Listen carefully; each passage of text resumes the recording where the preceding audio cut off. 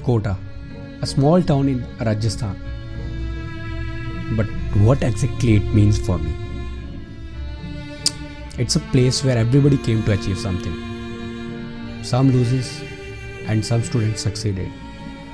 But one thing that remained common in both kind of students is a passion never to give up, a courage to be different, a thought never look back in your life.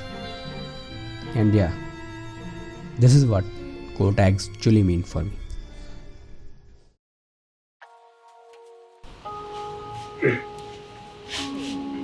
Good morning, Sat Sri Akal, नमस्कार and welcome back to the channel Himachali riders. Guys, I hope आप सभी बिल्कुल अच्छे होंगे यार। And welcome to the second episode of Mann ki Baat.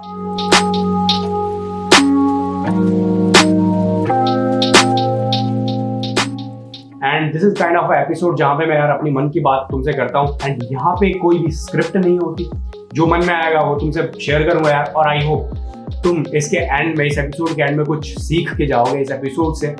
And आज के इस एपिसोड में बात करेंगे हम बहुत ही इंटरेस्टिंग टॉपिक की, जो कि मेरे पास से रिलेटेड है।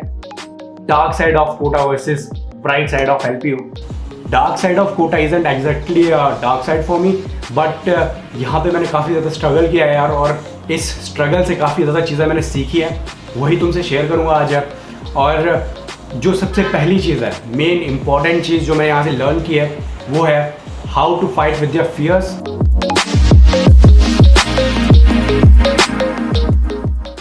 एंड फियर की बात करें तो जब भी कोई इंसान कोटा जाता है और कोई भी स्टूडेंट जो कोटा जाता है, उसके दिमाग में मोस्टली मेनली जो है 3 फियर्स होते हैं, क्योंकि वो भी मेरे अंदर भी थे। तो I think you can relate with me on this thing.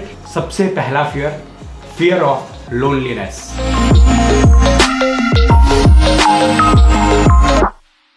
तो बात करते हैं यार फर्स्ट फियर की, फियर ऑफ लोनलीनेस। तो यार जब तुम +2 तक तो अपने स्कूलिंग में होते हो, तो तुम काफ़ी ज़्यादा अपने फ्रेंड सर्कल में होते हो।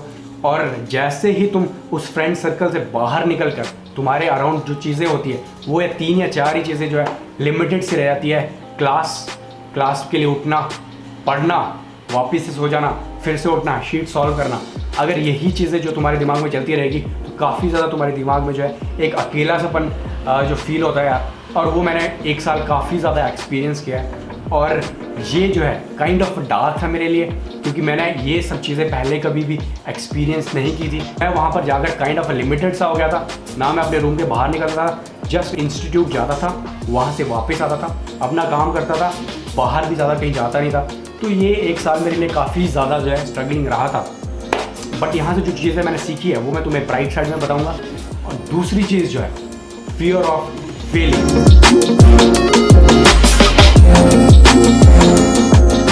और जो सेकंड जो मेरा फियर था, फियर ऑफ फेलिंग, जैसे ही मैंने कदम रखा कोटा में, ये फियर वहाँ से स्टार्ट हुआ।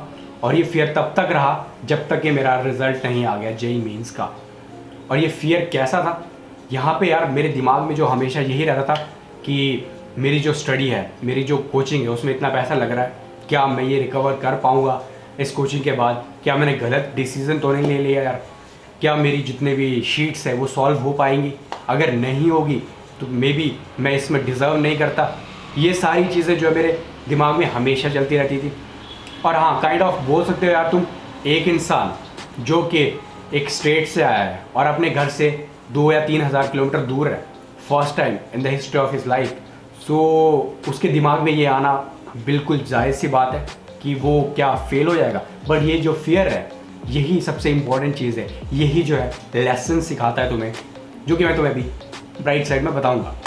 और जो थर्ड फियर था, वो भी एक फियर होता है जो कि मोस्ट ऑफ द स्टूडेंट्स में रहता है। अब देखो तुम्हारे दिमाग में क्या क्या होगा। Fear of loneliness, fear of Fehling, 2 चीज़ें तुम्हारे दिमाग में पहले से ही चल रही है।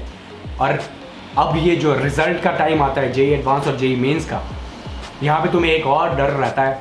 वो भी तुम्हारे साथ तभी स्टार्ट हो जाता है जब तुम कोचिंग स्टार्ट करते हो, कि मैं सोसाइटी को कैसे फेस करूँगा, मेरे पेरेंट्स जो है सोसाइटी को कैसे फेस करेंगे after not getting selected in the JEE advance.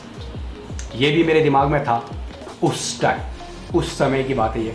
और इन्हीं चीज़ों से मैंने जो है वो एलपीयू में काफ़ी ज़्यादा चीज़ें जो है इम्प्लीमेंट की है कि इन फियर्स को जो है कैसे दूर रखा जाए।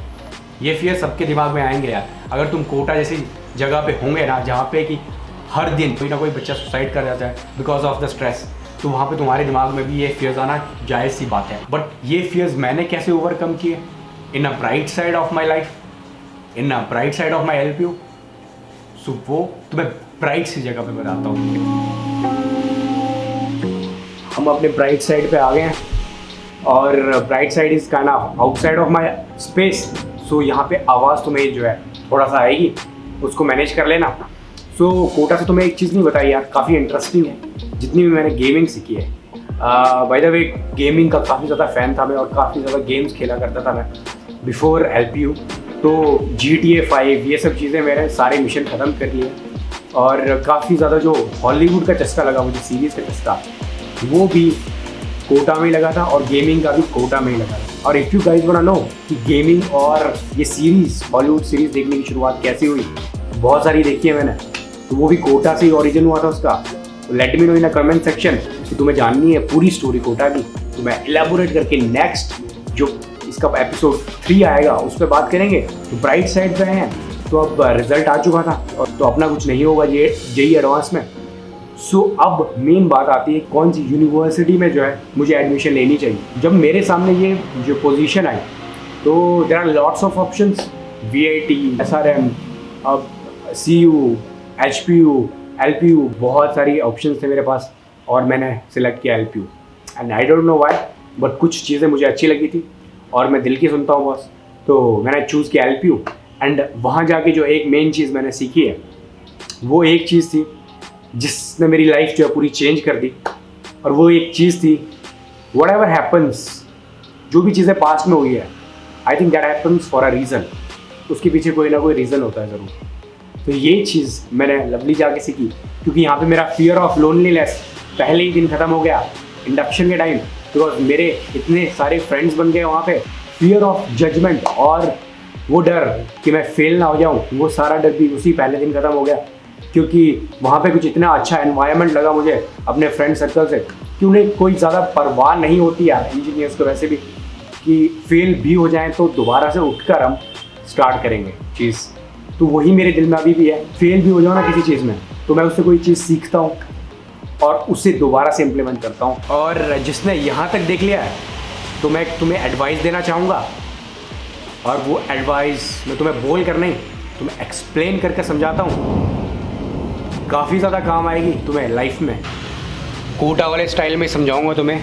ये तुम हो, तुमसे नेगेटिव जो इंसान है उसका डिस्टेंस जो है वो सिर्फ X रहता है हमेशा। जो पॉजिटिव इंसान होंगे ना वो X+100 की दूरी पे होंगे तुमसे, लेकिन जो नेगेटिव इंसान होंगे ना वो सिर्फ X की डिस्टेंस पे। अब एक इंसान है जो X के डिस्टेंस पे है जो तुम्हें अट्रैक्ट कर रहा है, और एक इंसान है जो X+100 के डिस्टेंस पे है। अब चूज़ तुम्हें करना है कि तुम्हें किसके पास जाना है और तुम्हें अपने पास किसे बुलाना है। बोलने का मतलब ये है कि never let other opinions, other people words decides what you want to do. It's you who choose what is right for you. So with that said, I hope you love this episode, and if you love this, make sure to comment down below. Let me know your experience in your coaching institution, और तुम्हारा dark phase और तुम्हारा bright phase क्या था in your life. तब तक के लिए मिलते हैं next time. Bye bye, Shaba खैर, be different, be unique, have a great day.